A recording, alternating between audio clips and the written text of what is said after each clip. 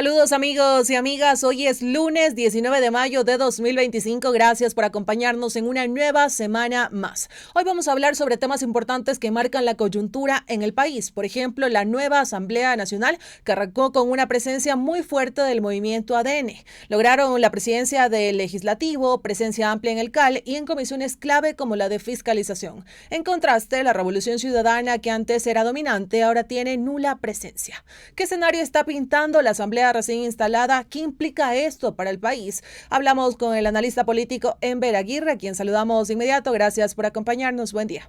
Buenos días, estimada Elvi. Buenos días a la audiencia de Corape, a quienes siguen la Corporación de Radios Populares. Un abrazo a todos.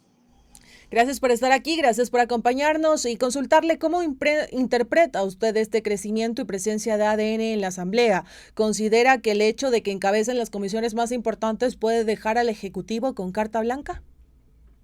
Creo que necesitamos ubicar unos elementos previos, unos precedentes. ADN o la fuerza de gobierno, la fuerza oficialista, por así decirlo, ha llegado a la Asamblea Nacional o hemos arribado a este proceso en razón de los resultados de la segunda vuelta. El 54% obtenido por Daniel Noboa, a la diferencia de 1 millón de votos, marca una fuerza, marca un ejercicio de poder en la determinación de los resultados de la composición del CAL y la conformación de las comisiones. Necesitamos recordar que la elección de asambleístas se desarrolló durante la primera vuelta, por cuanto los resultados de la segunda no interfieren al respecto de la composición o la distribución de los asambleístas, pero sí en la definición de la composición del Consejo de Administración Legislativa y de la conformación de las comisiones especiales permanentes de la Asamblea Nacional. Al respecto de aquello necesitamos recordar unos números. ¿Cuántos asambleístas obtuvo ADN? ¿Cuántos obtuvo la Revolución Ciudadana, Pachacutic, el Partido Social Cristiano y otros movimientos? Para simplificarlo en que el gobierno nacional obtuvo 66 asambleístas, la Revolución Ciudadana obtuvo 67, el Partido Social Cristiano 4, Pachacutic 9 y movimientos independientes, locales, por así decirlo, obtienen más o menos 6 representantes. Sobre esa condición es que se han producido en las últimas semanas unos cambios. Hay una deserción de la Revolución Ciudadana, entonces ya no son 67 y son 66, y se suma a las fuerzas del oficialismo, que ya no son 66, sino son 67. Casualmente, en la elección del Consejo de Administración Legislativa, el Partido Social Cristiano, que tenía 4 votos, pierde a Celery en medio de esa votación y se quedan con 3 votos. Y el Pachacutic también queda fracturado sobre 6 asambleístas que votan con el oficialismo y 3 asambleístas que votan con el llamado de atención que hizo la Dirección Nacional de Pachacutic. Asimismo, hay otros asambleístas de estos movimientos locales en lo fundamental que votaron con el oficialismo, y hay un asambleísta, Cristian Benavides del Carchi, que se abstiene y que no vota con ellos. Entonces, creo que es necesario todo este número para considerar que la mayoría con la que cuenta en este momento el gobierno nacional, el oficialismo, es de 78 votos en realidad. Lo que quiere decir que están a un voto de la mayoría y que bajo cualquier consideración o movimiento podrían perder la mayoría. Eso quiere decir que es una mayoría débil, una mayoría que se determinará a partir de los temas y que irá encareciendo, irá las demandas, los reclamos, las exigencias de los asambleístas que sin ser parte del gobierno se han adherido a esta mayoría.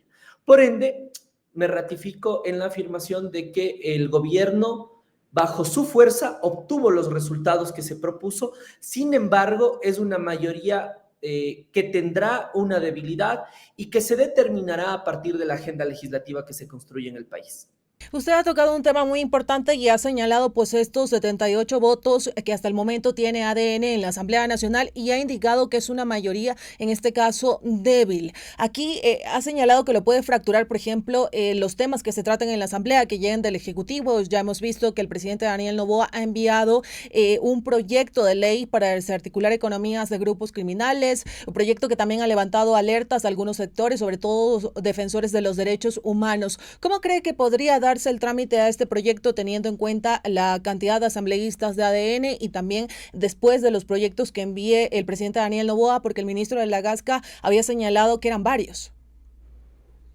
A ver, creo que necesitamos recordar algunos aspectos. La dinámica sobre la cual gobernó Daniel Noboa en el periodo anterior, en el periodo de estos 18 meses que estuvo ejerciendo la presidencia de la República y cómo actuó sobre la Asamblea, determinó una lógica de marcar una agenda legislativa a partir de la presentación de proyectos económicos urgentes. Eso estaba determinado en medio de un periodo transitorio sobre el cual existía una gran debilidad económica en el país que persiste, donde la crisis de inseguridad era, digamos, el principal problema de interés de las familias ecuatorianas que persiste y por lo que se ha mirado este fin de semana, la lógica de la presentación de proyectos económicos urgentes bajo la tónica o la dinámica de imponer una agenda legislativa en la Asamblea Nacional se mantendrá. Creo que es necesario recordar ahí que el gobierno tiene, o digamos, a partir de la iniciativa del Ejecutivo, se imponen dos reformas constitucionales en la Asamblea Nacional y está propuesta una tercera reforma, la primera la de bases militares, la segunda la de los fondos económicos para la mantención de los, digamos, para la sustentación, el mantenimiento de los partidos políticos, el fondo partidario establecido en el Código de la Democracia, el tercero, el de la prisión preventiva, son elementos de reforma que el gobierno ha propuesto se debatan en la Asamblea Nacional.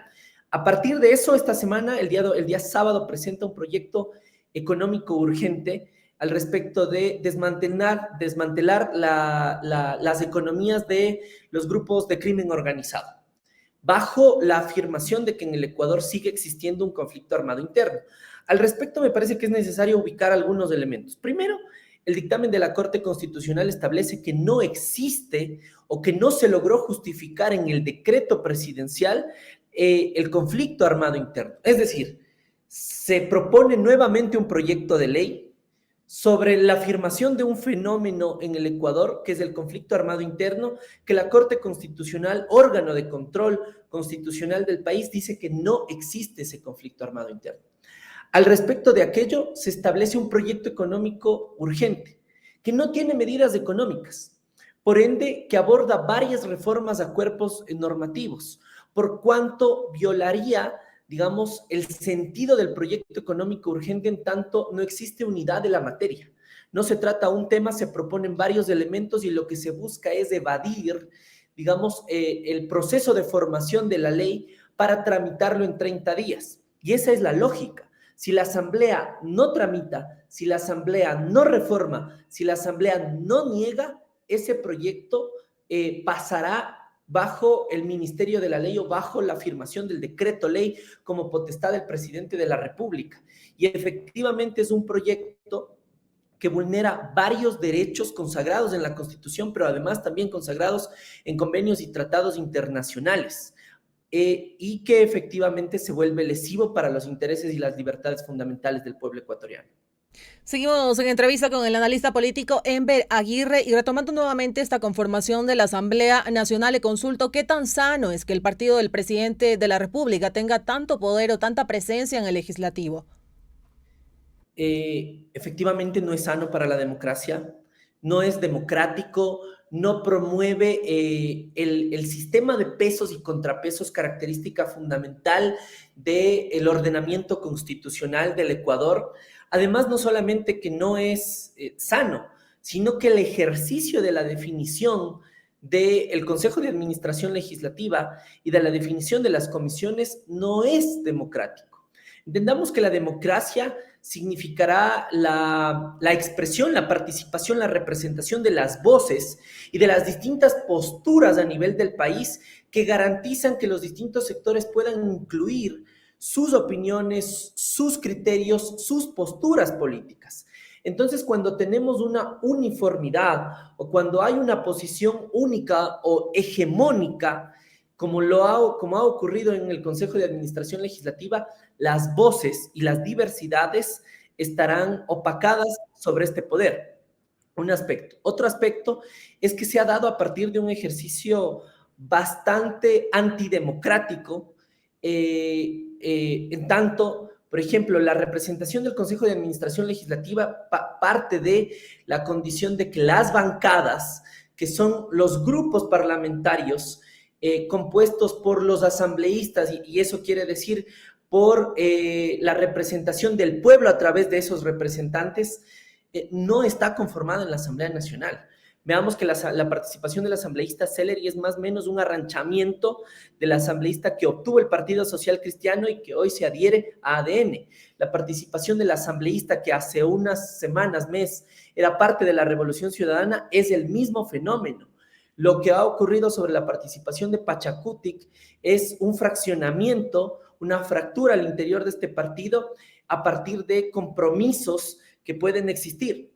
Eso, digamos, se da en el marco de un ejercicio de prebendas, en un ejercicio de ofrecimientos que no expresan la construcción de un proyecto político de país, que no representa las voces, que no apunta a resolver las necesidades, sino a plantar una agenda desde un sector único y que efectivamente lo que hace es afirmar el sentido antidemocrático y ahora viene acompañado bajo el primer proyecto económico urgente de un ejercicio absolutamente autoritario que puede recaer en elementos de orden dictatorial. También, ¿qué cree usted que pase con Revolución Ciudadana? Muchos habla también de una fractura que tendría a la interna, de que ha perdido fuerza esto debido a la presencia que ha tenido en anteriores legislativos y ahora pues no se nota eso. Lo que se mira en la Revolución Ciudadana es que efectivamente, digamos, de forma real han resentido ciertos golpes a partir de los resultados electorales. Eso además no solamente se expresa en no haber ganado las últimas 3 elecciones de las presidenciables, sino un desgranamiento del número de sus asambleístas al interior de su bancada, tanto en los primeros momentos como a lo largo del desarrollo del periodo legislativo. Pero adicional a ello también se expresan, digamos, ciertas críticas y ciertos golpes y debilidades al interior de los representantes populares que ellos han obtenido en las elecciones seccionales. Miremos, digamos, lo que está ocurriendo ahora mismo al respecto de la prefecta del Guayas. Miremos cómo además se pone en vilo la continuidad o no del alcalde de Quito, Pavel Muñoz. Entonces, me parece que es necesario también mirar eso para considerar, digamos, que la Revolución Ciudadana ha enfrentado un número de golpes importantes y que si no retoma o no le da paso, digamos, a la renovación, si no le da paso a un ejercicio crítico de las posturas que han determinado que no obtengan los resultados que se propusieron tanto en la primera, en la segunda vuelta y demás, efectivamente no darán paso a resolver esta debilidad y, digamos, pueden recaer en un momento de crisis mucho más agudo.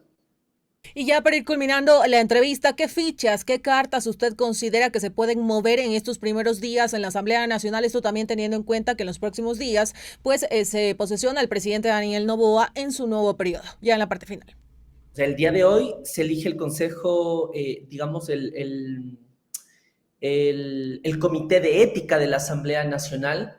Las fichas están movidas a partir de que hay una composición de 12 comisiones a favor del poder oficialista. Una está en manos de Pachacutic, pero en el ala de Pachacutic que ha, digamos, acordado una mayoría legislativa con el oficialismo, y 2 están en manos de la Revolución Ciudadana.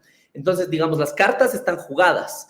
El punto es por dónde vendrá las iniciativas legislativas para tramitar las reformas constitucionales, para tramitar el proyecto económico urgente que ahora mismo tiene ya 28 días de plazo para ser tramitado en la Asamblea. Esos son los elementos fundamentales. A eso viene una acción muy importante. Es cómo la ciudadanía se vincula en el ejercicio del poder ejecutivo, donde se dé solución a el problema de presupuesto y ejecución para resolver el problema de las dializadoras, de las personas afectadas con cáncer, para resolver las grandes necesidades de la obra pública que no llega en este país, para resolver los problemas por ejemplo, de la consulta popular del Yasuní y el Chocó Andino, que están pendientes, para ejecutar el problema de los mecheros en la Amazonía, que todavía no se resuelve como una sentencia que está en el aire. Necesitamos mirar cómo se va a atender el problema energético en la siguiente etapa y que no se sigan poniendo pequeños parches que no solucionan los problemas. Me parece que son elementos que debemos mirarlos. Un problema fundamental es cómo el Ecuador resuelve la economía y cómo deja de utilizar la crisis de seguridad para seguir ubicando un proyecto de impuestos que lo que hace es meterle la mano a los bolsillos a las familias ecuatorianas. Entonces, a todo eso debemos vincular que el campo y la cancha no se la juegan solamente entre el Ejecutivo y el Legislativo, sino que finalmente el pueblo, como mandante y soberano, debe tomar partido al respecto de estos elementos para exigir que educación, salud, obra pública, los elementos de las consultas populares que siguen sin resolverse se ejecuten y que efectivamente el pueblo marque también una agenda que signifique un ejercicio de control al poder político y a todos estos visos antidemocráticos y autoritarios sobre los cuales el gobierno de Daniel Noboa busca, digamos, imprimir su sello y continuar su mandato. Perfecto, Enver, le agradecemos por su tiempo para los medios comunitarios de Corape. Gracias por compartirnos este análisis sobre la coyuntura legislativa. Que tenga un excelente resto del día. Un abrazo, muchas gracias. Un abrazo también para usted, amigos y amigas. Sigan en sintonía de esta gran red informativa de Corape.